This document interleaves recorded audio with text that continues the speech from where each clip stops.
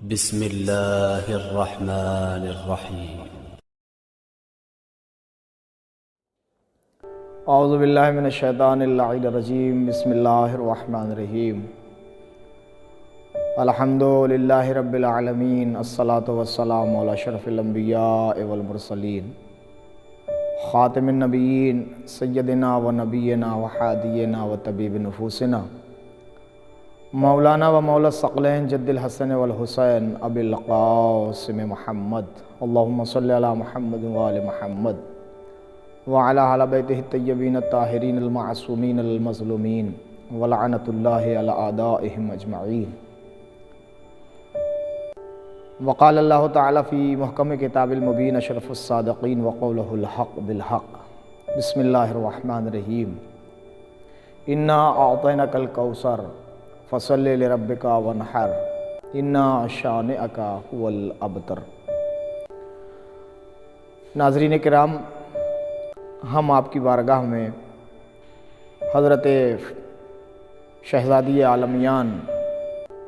حضرت فاطمہ زہرا سلام اللہ علیہا کے حوالے سے بیان کرنے کے لیے حاضر ہوئے ہیں۔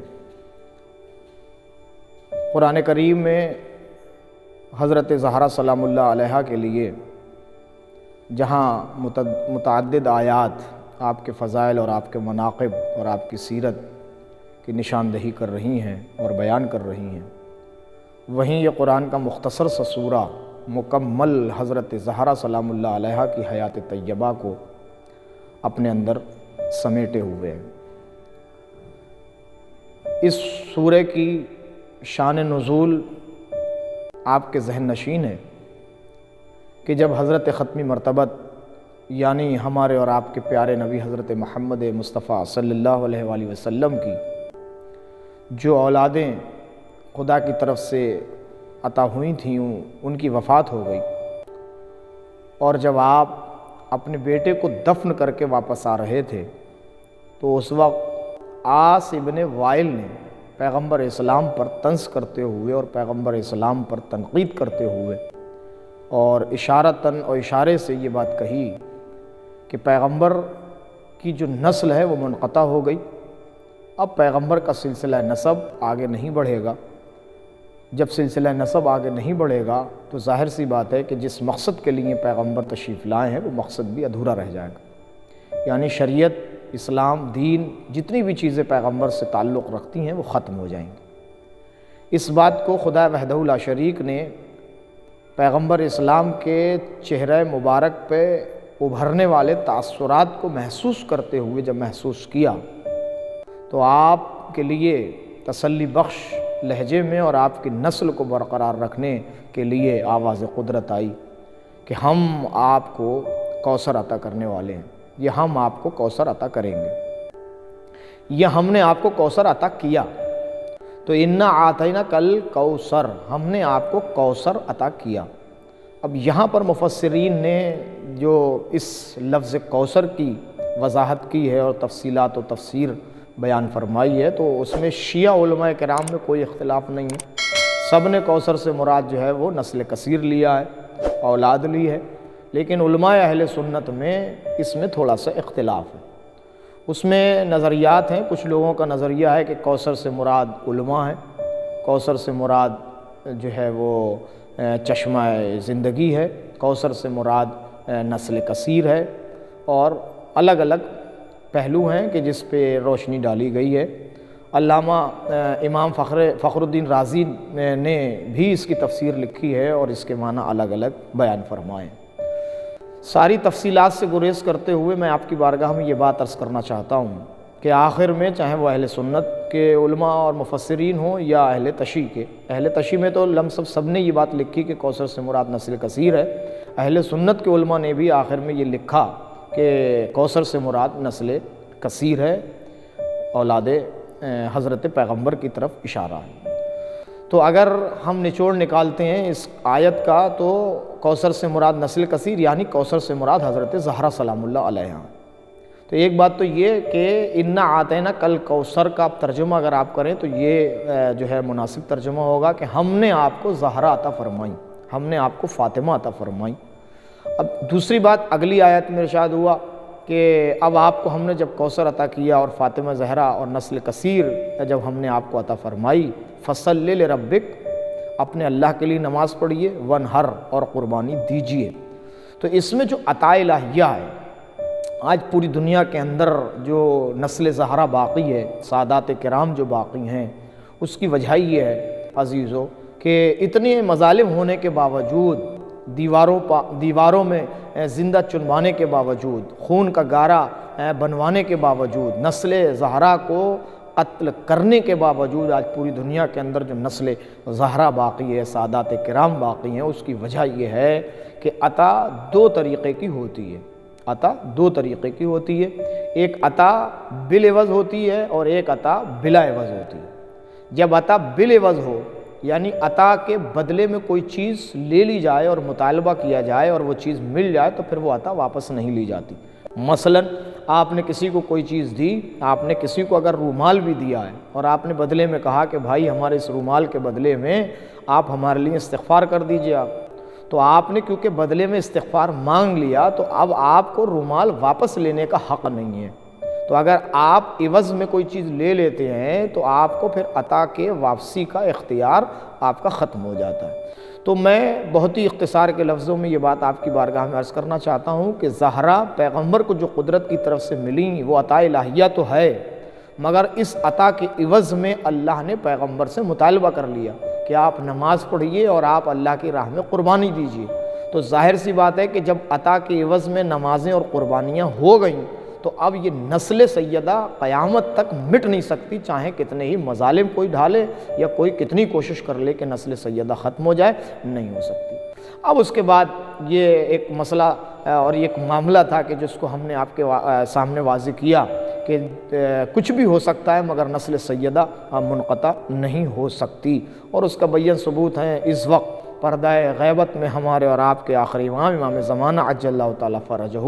کہ جو اس بات کا ثبوت ہے کہ نسل سیدہ آج بھی باقی ہے۔ نسل بنی امیہ ختم ہو گئی کیونکہ جو پیغمبر کو ابتر کہہ رہے تھے، پیغمبر کی نسل کو منقطع کرنا چاہ رہے تھے، وہ ختم ہو گئے، مگر نسل پیغمبر اور نسل سیدہ آج بھی باقی ہے۔ اس کے بعد جو آخری ٹکڑا آیا کہ ان شانک هو الابتر، اس میں غضب الہی جھلک رہا ہے، اس میں غیظ الہی جھلک رہا ہے، قہر الہی اس میں جو ہے وہ ظاہر ہو رہا ہے کہ آپ پریشان نہ ہوئیے، ہم نے آپ کو کوثر دے دیا، آپ بدلے میں نماز پڑھیے اور قربانیاں دیجیے۔ رہی بات دشمن کی تو ہم اسی کو منقطع نسل کر دیں گے، ہم اسی کا سلسلہ نسب منقطع کر دیں گے۔ تو جو دشمن تھا اسے ابتر قرار دے دیا گیا، جو دشمن تھا اس کی نسل کو منقطع کر دیا گیا، مگر زہرا کی نسل کو باقی رکھا گیا اور قیامت تک باقی رکھا جائے گا۔ دوسرا معاملہ عزیزو وہ یہ ہے، ناظرین کرام، میں آپ کی بارگاہ میں اختصار کے لفظوں میں یہ بات عرض کرنا چاہتا ہوں کہ جتنے فضائل اور جتنے مناقب بی بی فاطمہ زہرا سلام اللہ علیہا کے ہیں، کائنات میں کسی بھی عورت کو اتنے مناقب اور فضائل میسر نہیں ہوئے ہیں۔ کوئی بھی بیٹی اپنی باپ کی بیٹی تو ہو سکتی ہے مگر اپنی باپ کی ماں نہیں ہو سکتی۔ یہ صرف شرف ہے فضیلت کے عنوان سے حضرت زہرا سلام اللہ علیہا کو کہ پیغمبر نے فرمایا کہ اے فاطمہ تم اپنے باپ کی ماں ہو۔ فاطمہ کے لیے یہ جملہ ارشاد ہوا۔ اس کے بعد ایک شرف جو قیامت تک کسی کو حاصل نہیں ہو سکتا، کوئی اگر زوجہ پیغمبر بن جاتی ہے عورت تو اسے اتنا تو شرف ملتا ہے کہ وہ ام المومنین ہو جائے، اتنا تو شرف ہوتا ہے کہ وہ امت کی ماں ہو جائے، لیکن امت کی ماں ہونے میں اور ائمہ کی ماں ہونے میں بڑا فرق ہے۔ زہرا کا کمال یہ ہے کہ وہ امت کی ماں ہونے کے ساتھ ساتھ ام الائمہ بھی ہیں، اماموں کی ماں بھی ہیں۔ تو زہرا کا کمال ایک تو یہ بھی ہے کہ آپ ام الائمہ قرار دی گئیں، تو جب تک سلسلہ امامت باقی رہے گا زہرا کا تذکرہ ہوتا رہے گا اور زہرا سلام اللہ علیہا کے مناقب اور فضائل پڑھے جاتے رہیں گے۔ تو قرآن مجید میں بھی بہت سی آیات ہیں، سورہ دہر اسی بات کی طرف اشارہ کر رہا ہے کہ زہرا سلام اللہ علیہا کا کمال کیا ہے، اور اس کے باوجود تاریخ کے اوراق بھرے پڑے ہیں کہ زہرا کا کمال کیا ہے۔ اور میں آخر میں آپ کی بارگاہ میں یہ بات عرض کرنا چاہتا ہوں کہ زہرا سلام اللہ علیہا پیغمبر کی اکلوتی بیٹی ہے، اور اکلوتی بیٹی ہونے کا ثبوت یہ ہے کہ جیسے لوگوں نے شامل کیا کہ نہیں انا تینا کل کوثر سے مراد خالی فاطمہ نہیں ہے بلکہ وہ عورتیں اور وہ بیٹیاں بھی ہیں کہ جو پیغمبر کی اور تھیں، تو پہلی بات تو یہ ہے کہ کوئی بیٹی پیغمبر کی تھی ہی نہیں، حضرت زہرا سلام اللہ علیہا کے علاوہ، کیونکہ اگر زہرا کے علاوہ کوئی بیوی ہوتی، کوئی بیٹی ہوتی، کوئی شہزادی اور اگر پیغمبر کی ہوتی تو مباہلے کے میدان میں آنا چاہیے تھا۔ مباہلے کے میدان میں زہرا کے علاوہ کسی اور بیٹی کا نہ آنا اس بات کی علامت ہے کہ پیغمبر کی اکلوتی بیٹی ہیں فاطمہ زہرا سلام اللہ علیہا، فاطمہ کے علاوہ کوئی بیٹی نہیں ہے۔ دوسری بات، اگر پیغمبر کی بیٹی فاطمہ کے علاوہ کوئی ہوتی تو جب آپ نے خلافت کا تذکرہ کیا تھا، باغ فدق کا تذکرہ کیا تھا، مال کی تقسیم کا تذکرہ کیا تھا، وراثت کی تقسیم کا تذکرہ کیا تھا، یہ جب آپ ہبہ کر رہے تھے فدق کا مال حضرت زہرا سلام اللہ علیہا کو، تو کہیں یہ بات ہوتی کہ اس میں حصہ فلاں کا بھی ہے، اس میں حصہ فلاں کا بھی ہے، اس میں حصہ فلاں کا بھی ہے، لیکن کسی بھی بیٹی کا تذکرہ نہ کرنا اس بات کی علامت تھی کہ پیغمبر کی فاطمہ کے علاوہ کوئی بیٹی نہیں تھی۔ تو یہ میں نے اس لیے آپ کی بارگاہ میں، ناظرین کرام کی بارگاہ میں یہ بات رکھی تاکہ یہ بھی بات روشن ہو جائے کہ زہرا کے علاوہ کوئی پیغمبر کی بیٹی نہیں ہے۔ آخری بات اس سلسلے سے کہ بہت سے فضائل ہیں ائمہ کے، بہت سے فضائل ہیں باقی افراد کے، لیکن جو فضیلتیں حضرت زہرا کو نصیب ہیں وہ شاید کائنات میں کسی کو نصیب نہیں ہے۔ اب اس سے بڑا میں آپ کی بارگاہ میں جملہ کیا عرض کر سکتا ہوں کہ پوری دنیا جس سے شفا چاہے اسے پیغمبر کہتے ہیں، لیکن پیغمبر کو جب ذوف بدن ہو اور وہ شفا یابی کے لیے کہیں جاتے ہیں تو وہ کسی اور کے دروازے پر نہیں، فاطمہ کے دروازے پہ آتے ہیں اور فرماتے ہیں کہ بیٹی چادر یمانی لا کے میرے بدن پر ڈال دو، مجھے ذوف محسوس ہو رہا ہے۔ پھر اس کے بعد قدرت بھی پہچنواتی ہے، تو جہاں نظام قدرت یہ تھا کہ تخلیق کائنات کو سبب بنا دیا پیغمبر کی ولادت سے، یعنی پیغمبر اگر نہ ہوتے تو ہم کائنات کی کسی چیز کو پیدا ہی نہیں کرتے، لیکن جب پیغمبر کو پہچنوانے کی بات آئی یا تطہیر کے چادر کے نیچے رہنے والوں کو پہچنوانے کی بات آئی تو وہاں پیغمبر سے تعارف نہیں کرایا گیا، وہاں فاطمہ زہرا سے تعارف کرایا گیا۔ آواز قدرت آئی ہوم فاطمتو، اس میں فاطمہ ہے، ابوہا و بعلہا، پوری جو تعارف کے جملے ہیں وہ پورے موجود ہیں کہ اس میں فاطمہ ہیں، ان کے والد محترم ہیں، ان کے شوہر و بعلہا و بنوہا تک ہیں، ان کے بیٹے ہیں اور ان کے شوہر نامدار ہیں۔ تو یہ فضیلت بھی دامن حضرت زہرا سلام اللہ علیہا میں ہے، کسی اور کو یہ فضیلت دستیاب نہیں ہوئی۔ اب یہ ہے کہ دنیا نے دشمنی کی اس لیے کہ جس کے مناقب زیادہ ہوتے ہیں، جس کے دامن میں فضیلتیں زیادہ ہوتی ہیں، لوگ اس کے دشمن زیادہ ہو جاتے ہیں۔ اس لیے حضرت زہرا سلام اللہ علیہا کی دشمنی بڑھی اور اس حد تک بڑھی کہ وہ شہزادی کہ جس کے احترام میں پیغمبر کھڑے ہوتے تھے، وہ شہزادی کہ جس کی دہلیز پر اور جس کے دروازے پر پیغمبر سلام کرنے آتے تھے، ذرا سوچئے کہ جب اس شہزادی کے دروازے پر آگ اور لکڑیاں جمع کی گئی ہوں گی اور جب اس دروازے میں لکڑیاں لے کے آگ لگا دی گئی ہوگی تو کیا کیفیت ہوگی پیغمبر اسلام کی قبر کے اندر کہ جب بیٹی کے گھر کو جلتے دیکھ رہے ہوں گے آپ اور حضرت شہزادی کو پریشان دیکھ رہے ہوں گے۔ اور میرے مطالعہ جہاں تک ہے کتابوں کا، میں یہ بات کہہ سکتا ہوں کہ مراثی بہت کہے گئے ہیں، کربلا کے بعد بھی مراثی کہے گئے، کربلا سے پہلے بھی شہداء کے اوپر مرثیے پڑھے گئے، چاہے وہ شہداء احد ہوں یا شہداء خیبر و خندق ہوں، مگر جو مرثیہ درد کے عنوان سے حضرت زہرا سلام اللہ علیہا کا ہے وہ مرثیہ کسی کا نہیں ہے۔ کتنا درد ہے اس مرثیے میں، صبت علیہ مصائب اللہ، صبت علیہ مسرنا لیالیا، واہ آپ کے بعد مجھ پر وہ مصیبتیں ڈھائی گئیں کہ اگر دن کی روشنی پہ پڑ جاتی تو رات کی سیاہی میں تبدیل ہو جاتی۔ اور اس سے بڑی مصیبت کیا ہوگی کہ زہرا کو بعد پیغمبر رونے تک کی اجازت نہیں، زہرا کی پسلیاں شکستہ ہیں، زہرا کے شکم میں محسن کی شہادت واقع ہو جاتی ہے، زہرا کے گھر کے دروازے کو جلا دیا جاتا ہے،